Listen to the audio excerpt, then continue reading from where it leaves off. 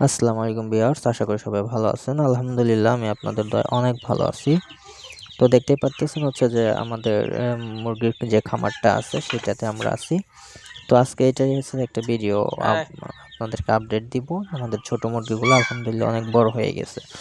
তো বেশ অনেক দিনই যাবৎ জানেন যে ডিসেম্বরের লাস্ট টাইম থেকে এখন পর্যন্ত অলরেডি অনেক কুয়াশা থাকতেছে। মানে বাইরে মুরগি বা হাঁস বা পাখি, কবুতর কিছুই ছাড়া যাচ্ছে না।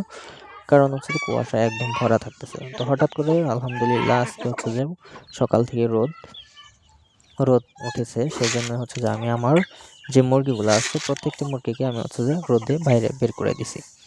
আর মুরগি মূলত আমার পালার ইচ্ছা ছিল মানে যখন থেকেই আমি পালার চিন্তা ভাবনা করি তখন থেকে আমি ওদেরকে ছেড়ে পালবো সেটাই আমি ভেবে মুরগি পালন শুরু করি। আর যেহেতু আমার জায়গা আছে আর ওদেরকে ছেড়ে পারলে ওরা অনেকটা খাবারই ওরা বাইরে থেকে ওদের নিজের খাবার খেতে পারবে। তো যাই হোক সেজন্য আমি ওদেরকে শুরু থেকে ছেড়ে পালার জন্য নিয়ত করছিলাম। তো যাই হোক আমি যখন থেকে শুরু করি তখন শীতের প্রায় কাছাকাছি চলে আসছিল। তো এখন অলমোস্ট অনেক শীত আর অনেক কুয়াশা থাকতেছে, সেজন্য ওদেরকে ছাড়া হয় না। তো ওদেরকে ছাড়লে ওরা যখন দৌড়াদৌড়ি করে মানে দেখতে খুবই ভালো লাগে। আর যে আসলে প্রকৃতি মানে আপনাকে এমন যতটাই আনন্দ দিতে পারবে বা সুখ দিতে পারবে এটা আসলে অন্য কোথাও থেকে আশা করা যায় না। আর মূলত যে আমার এখানে আমি মুরগি পালন করে থাকি। আর হাঁসও আছে আমার এখানে, রাজহাঁস, হাঁস, দেশি হাঁস, পেকিং স্টার হাঁস। বাট আমার যে পেকিং স্টার হাঁস বা যে দেশি হাঁস এগুলাকে আমি বাগানের ভিতরে আসতে দিই না।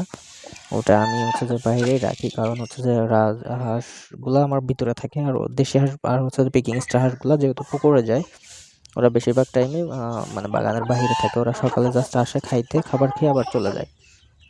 তারপর বিকেলের খাবারটা আমরা ওদেরকে বাইরে দেওয়ার চেষ্টা করি। আর আমার এখানে যে দেশি মুরগি, কিছু যে সোনালী মুরগি, আমরা কিছু ক্রস মুরগি, সব ধরনের মুরগি আছে। যেহেতু যে আমি জাস্ট এটা বাণিজ্যিকভাবে না, শখ করে পালি, সেহেতু আমার যে এখানে যেটা আমার কাছে ভালো লাগে যখন এটা মানে ওইটাই আমি উঠাই বা করি।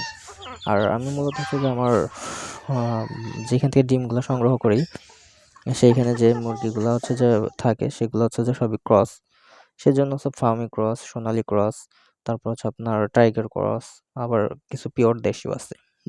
তো আমরা যে মূলত বাণিজ্যিকভাবে এটাকে প্ল্যান করতেছি। কারণ যে শখ করে পালতে একটা সময় যে দেখা যায় অনেক মুরগি হয়ে যায়, তখন বিক্রি করতে হয়। তো আমারও সেক্ষেত্রে আমার ক্ষেত্রেও সেটাই হইছে যে আমি যে বাণিজ্যিকভাবে প্ল্যান করছিলাম না, মানে শখ করে পালতে পরে দেখি যে না আলহামদুলিল্লাহ অনেকগুলো মুরগি হয়ে গেছে, তখন আমি আরকি বিক্রি করা শুরু করে দেই। তো আলহামদুলিল্লাহ যাই হোক আমার ছেড়ে পালার যেই ৬-৭ মাসের যে জার্নি, এতে আলহামদুলিল্লাহ ছেড়ে পালাতে প্রফিট হয়। আর রোগবালাই যে সুস্থ থাকে মুরগি, আর রোগবালাই হয় কিন্তু খুব কম। আর যেসব রোগবালাই হয় এগুলো আপনি নরমাল মেডিসিন দিয়েই, যেমন ঠান্ডা লাগে বা ওদের বেশিরভাগই ঠান্ডা লেগে থাকে। তো ঠান্ডার ওষুধটা কম টাকায় আপনি ঠান্ডার কোর্সটা করায় নিতে পারবেন। কৃমির কোর্স, তারপর যে আপনার অন্য ধরনের যেকোনো ভ্যাকসিন করা থাকে। আমরা সরকারি যেহেতু যে ভ্যাকসিনগুলো পাওয়া যায়, বিসিআরডিবি, আরডিবি, এগুলো আমি যে করে থাকি। আর আমি বুস্টার ডোজ করে দিই যাতে যেন প্রবলেমগুলো না হয়। আর আমার এখানে যে ছোট, বড়, মিডিয়াম মানে ৪ বয়সী যে মুরগি আছে। কিছু আছে রানিং ডিম দিচ্ছে, আবার কিছু আছে নিউ অ্যাডাল্ট হইছে, ডিম দিবে। আর কিছু আছে একদম বেবি আছে। তো আমরা বেবি থেকে শুরু করে সকল ধরনের মুরগি বিক্রি করে থাকি আবার। আর এখন যেহেতু অনেক মুরগি হয়ে গেছে আলহামদুলিল্লাহ, সেহেতু আমরা বিক্রি করতেই হবে। কারণ এত মুরগিকে খাবার খাওয়াইতে গেলে একটা বিশাল কস্টিং আসে। সেক্ষেত্রে যে আমাদের খাবার দিতে হয়। ভালো খাবার দেওয়ার চেষ্টা করবেন। আর যারাই যে মূলত মুরগি পালন করেন বা পালন করার ইচ্ছা আছে, সেহেতু যদি জায়গা থাকে অবশ্যই ছেড়ে পালন করবেন। আর মাঝে মাঝে ওদেরকে আমি পিপির পাতা দিয়ে থাকি, সজিনা পাতা দিয়ে থাকি।